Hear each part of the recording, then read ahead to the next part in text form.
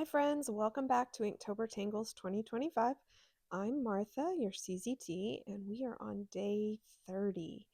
And today's tangle is called the Bownus tangle. And I've made this one quite colorful, as you can see. So, as always, I'll be walking you through two tiles. One will just be a basic variation of the tangle, and then the second is a tad bit more elaborate. So let's get started.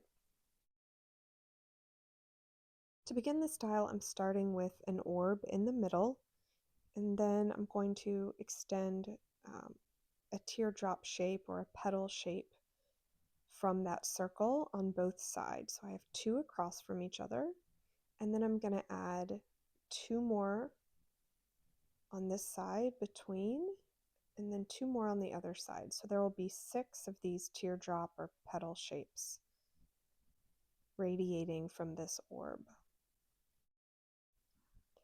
Next, I'm going to draw a little curve starting in the middle of each of those petals, and I'm drawing up and out to the right, and it's going up to meet the same height as the petals. So just drawing a little bit of a curve. I'm now going to connect that little curve to the right loop. So starting at that little curve and doing a little wavy line, just a small wave, over to the loop on the right. So I'm always drawing in the right, and I'm turning my tile counterclockwise. So a little wave, and then turn my tile, and then a little wave.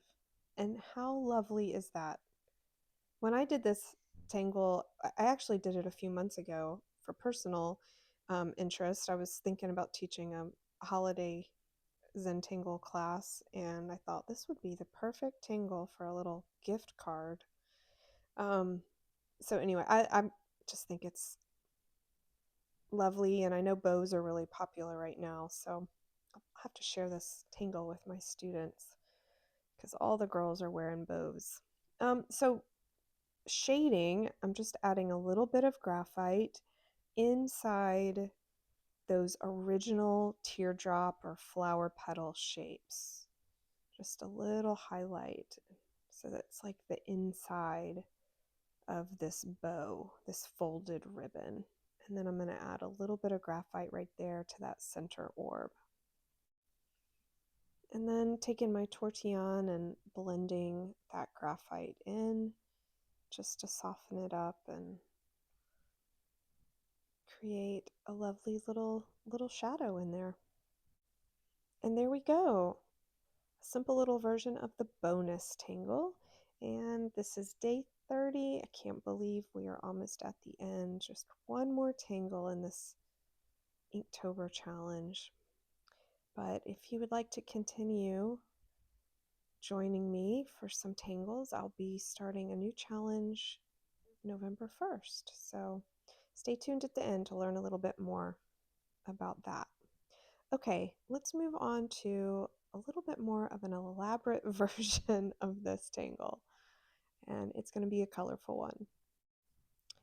So I'm using a phi tile, and what I was thinking about was, an oblong shaped holiday gift, and I wanted to add a really big bow to it. So that's what we're going to do here. If you were drawing on a square tile, just draw this part of the tangle in the center of the square. So again, starting with an orb and then extending 6 raindrop shapes as equally as possible, kind of around the edge of the orb. On the right side of those raindrop or flower petal shapes, draw a little curve to come up, and it should be like the same height as those raindrop flower petal shapes. And then start to connect those little curves to the loop or raindrop shape on the right. So drawing from left to right, a little bit of a wave, and then turning your tile to the left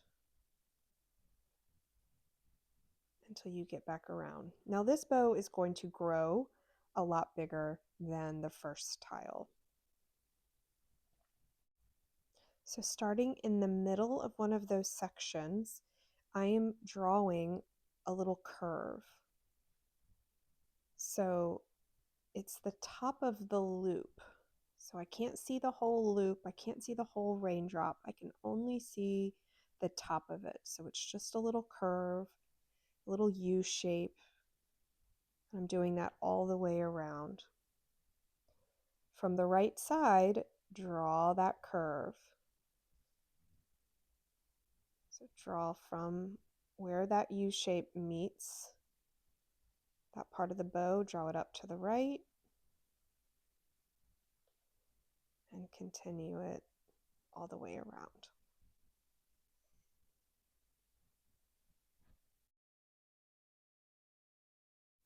And then connecting that curve to the loop on the right.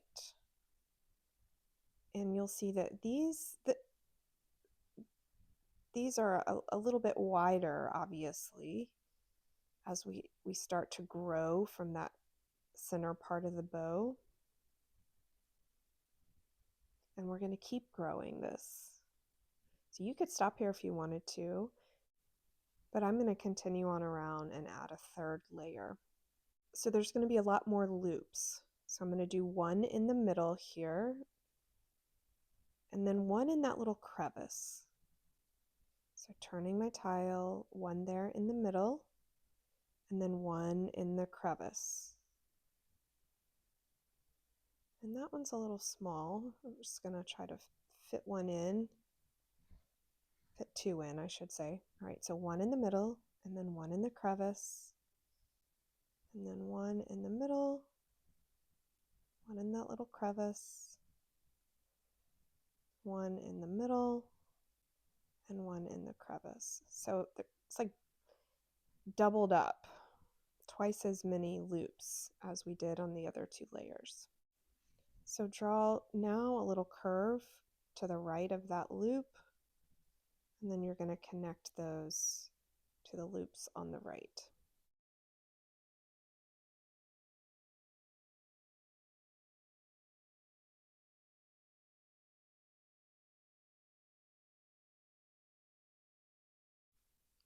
And you should now have a very fluffy, 3-layered bow. A bonus bow, if you will. I'm now going to draw some lines extending from the bow. You know, thinking back to what I mentioned earlier about this being a gift box, and this is the ribbon, not only used for the bow, but a ribbon that is used to tie around the entire package. So just drawing some parallel lines above and below, and then to the left and to the right. If you're doing this on a square paper, then you just might have 4 little sections of ribbon showing, and not that very long one on one side. All right, so I am making this one colorful. I've gotten a red pen out. This is, I believe, number 19 is the number for this color, if you want to try to match it up. And it is an 05 size, and I'm going to just start coloring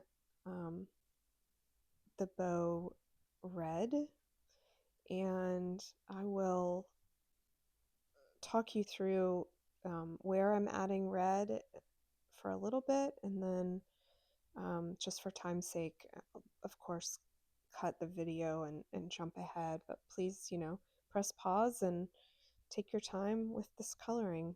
So what I'm going to do is color kind of like the top of the ribbon red, and then those inside loops be coloring another color in a minute. So think of this as almost like a double-sided ribbon. So one side of the ribbon is one color and the other side is another color. So I'm skipping those kind of teardrop shapes and those loops and leaving those blank for now. And I'm just coloring kind of the outside ribbon color. All right, y'all, enjoy this meditative coloring and I will see you in a minute.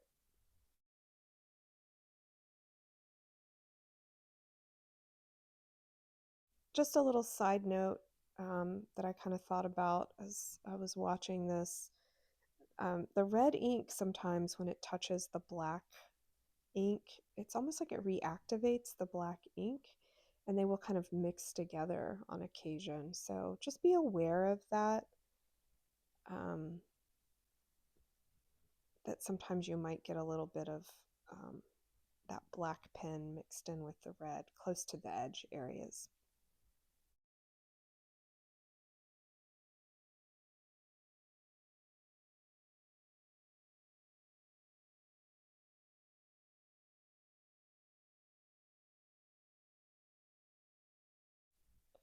So I'm going in now and adding another set of parallel lines. I kind of had a design change in the middle of my tangle and decided to add a space in those large flat areas of ribbon. Um, decided to add the second color in there. So I wanted a space for that second color. So I'm just drawing another set of parallel lines right down the middle. Here's another version of this tangle. I did this a few months ago when I was planning for my holiday class. So I just thought I would show it to you all if you want to go back and pause and look at it a little bit longer and see how I just kept that with red and shades of gray. But for this one, I'm going pink. I know.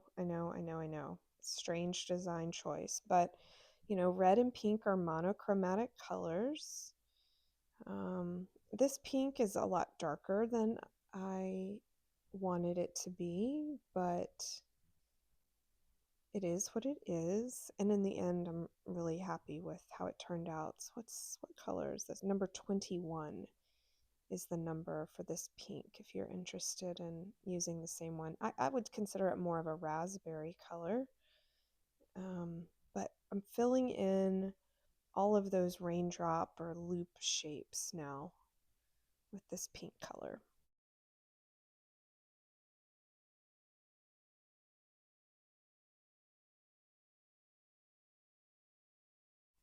So to have some continuity in this, I'm going to add pink and red to these parallel lines, these rectangular areas.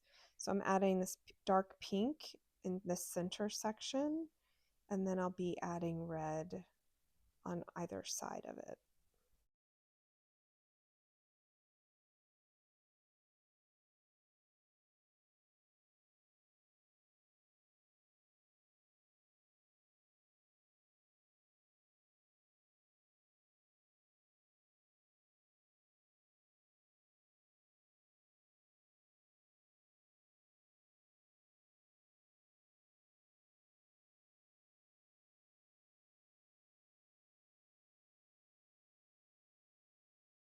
This was quite a shock when I kind of stood back and looked at it because there's so much color, and I never put this much color in my tangles, but I really enjoyed getting out of my comfort zone and going all in on the color on this one. It was a lot of fun, and I love the way this turned out. What I'm going to do now, or what I am doing now, is adding some white chalk, and I'm going to be highlighting kind of the tops of these folds here for this bow. So I'm adding the chalk on the red portion.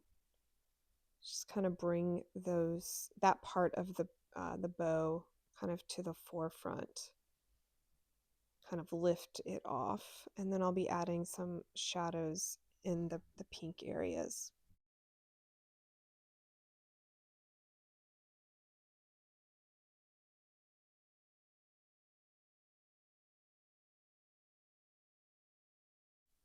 And then also adding a little bit of that white chalk to this large kind of flat part of the bow that extends from the main section. So just adding that in the red, on top of the red ink.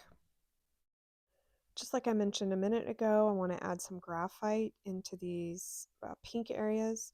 So I'm just coming in and adding a little bit down at the crevice, and then down here kind of at the bottom of those loops. Just add in a little bit of shadow.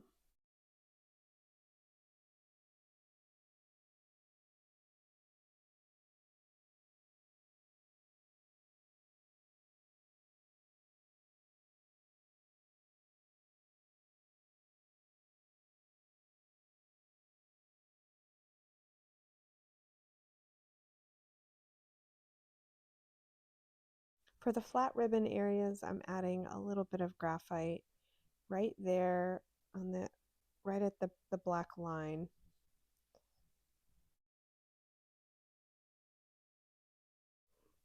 At first I thought, I'm not really sure if this graphite's going to do much, but it really does. Even on the dark ink, the raspberry ink and this red ink, you really can see that shading there. Even if it's not as dramatic as what we are used to seeing on a white tile where we just are using black ink, it really does make this tangle pop, and you really can see the different layers of this bow. So yeah, just using that tortillon to come in and blend up all of that graphite, and then I'm going to do the same thing with the white chalk. Just blending out that white chalk there. The white chalk did not go on as easily as it does on just paper, but I just had to apply a little bit more pressure and give a little bit more of a heavy application of it. So just blending it in, and also I noticed that some of the red ink started to come off on the tortillon when I blended. So I have a pink tipped tortillon now where the red ink and the white chalk have kind of mixed together. Oh, I'll probably be trading this one in for a new tortillon dedicated to my white chalk. All right, blending this in. We are almost finished up. So originally I planned to just leave the tangle like this.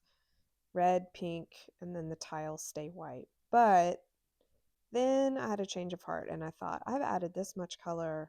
Why not just go ahead and add some more? So I found a green charcoal pencil in my collection. It's kind of a lime green. I got it from one of the project packs. I can't remember which one, but of course, green and red are Christmas colors, so that's always going to be a good combo for that.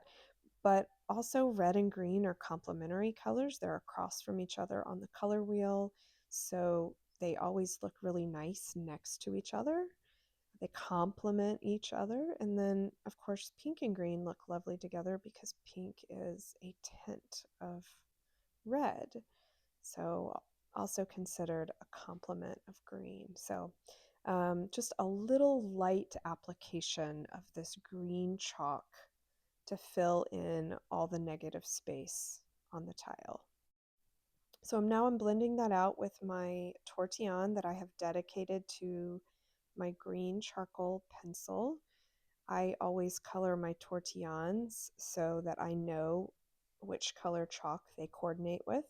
That way I'm not mixing colors on my tiles and everything stays separate. So if you're new here and you haven't heard me mention that in my previous videos, that is just a little something that was taught to me early on in my Tangle journey by the CZTs that I first learned from.